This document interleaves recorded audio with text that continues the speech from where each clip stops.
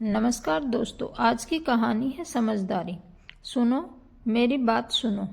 Phone के उस पार से आई कमजोर सी आवाज ने जैसे आरती के दिल को झकझोर दिया। आरती की शादी को 3 साल हो चुके थे। 2 दिन के लिए वह अपने पीहर आई थी। मायके की चौखट पर कदम रखते ही उसका मन हल्का हो गया था। माँ के साथ हाथ का खाना, भैया भाभी की हंसी, बचपन की बातें। उसने सोचा था बस 2 दिन आराम से रहूंगी, फिर लौट जाऊंगी। लेकिन किस्मत को कुछ और ही मंजूर था। दूसरे दिन दोपहर को अचानक उसका फोन बजा। स्क्रीन पर पति राहुल का नाम चमक रहा था। अब क्या हुआ? आरती ने मन ही मन सोचा और फोन उठा लिया। आरती, मेरी तबीयत ठीक नहीं है। राहुल की आवाज़ बहुत धीमी थी। बुखार है, बदन टूट रहा है, डॉक्टर को दिखाया, लेकिन तुम यहाँ होती तो अच्छा लगता। यह सुनते ही आरती के चेहरे पर झुंझलाहट आ गई। क्या राहुल, मैं मुश्किल से 2 दिन के लिए आई हूँ। तुम्हें पता है माँ कितने दिन से बुला रही थी। हर बार यही होता है जब भी मैं मायके आती हूँ, तुम्हें कुछ न कुछ से हो जाता है। फोन पर कुछ पल की चुप्पी छा गई। मैं जानता हूँ, लेकिन सच में बहुत कमजोरी लग रही है, राहुल ने धीरे से कहा। आरती का गुस्सा और बढ़ गया। तो क्या करूँ मैं? अभी वापस आ जाऊँ? तुम्हें तो हमेशा आदत है मुझे बुलाने की। गुस्से में उसने फोन काट दिया। कमरे में आकर वह बेचैनी से इधर उधर टहलने लगी। माँ ने पूछा, बेटा क्या हुआ? कुछ नहीं माँ, राहुल को हल्का बुखार है, बेवजह परेशान कर रहे हैं, आरती ने झुंझलाकर जवाब दिया।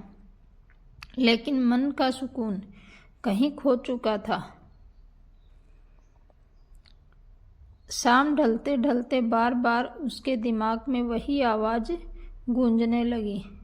तुम यहाँ होती तो अच्छा लगता। उसे याद आया शादी के बाद जब वह बीमार पड़ी थी, राहुल ने कैसे पूरी रात जागकर उसकी देखभाल की थी।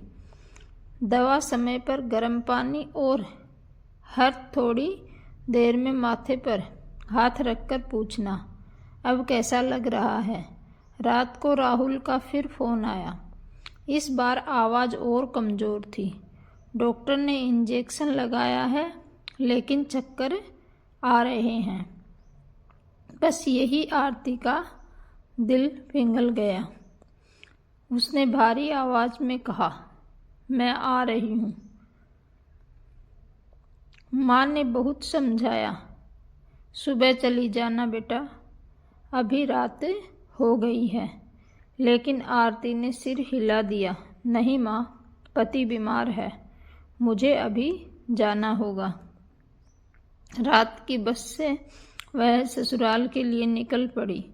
रास्ते भर उसका दिल अपराध बोध से भरा रहा। मैंने कितनी बेरुखी से बात की, अगर कुछ हो गया तो।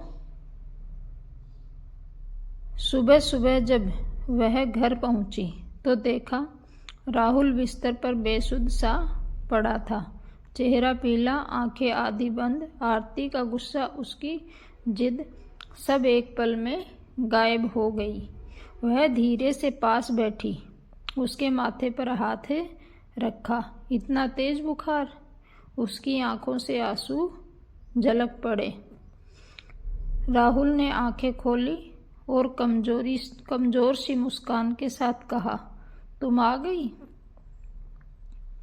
आरती ने कुछ बोला नहीं गया। उसने बस उसका हाथ थाम लिया। उस दिन के बाद आरती पूरी तरह बदल गई।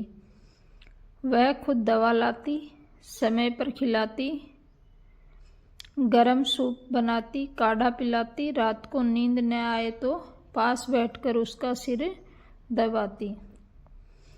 एक दिन राहुल ने धीमे से कहा, तुम्हें नहीं आना चाहिए था।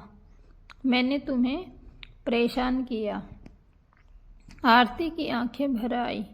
नहीं राहुल, गलती मेरी थी। मैंने पहले गुस्सा किया, तुम्हारी हालत समझी ही नहीं। रिश्ता सिर्फ अधिकार का नहीं होता, जिम्मेदारी का भी होता है। राहुल ने उसका हाथ पकड़ लिया, और प्यार का भी। कुछ ही दिनों में राहुल ठीक होने लगा। घर में फिर से रौनक लौट आई।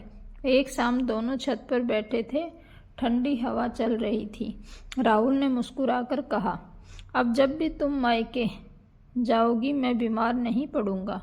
आरती हंस पड़ी, लेकिन उसकी हंसी में समझदारी थी। और अगर पड़ भी गए तो मैं बिना लड़ाई किए तुरंत आ जाऊंगी। धन्यवाद दोस्तों।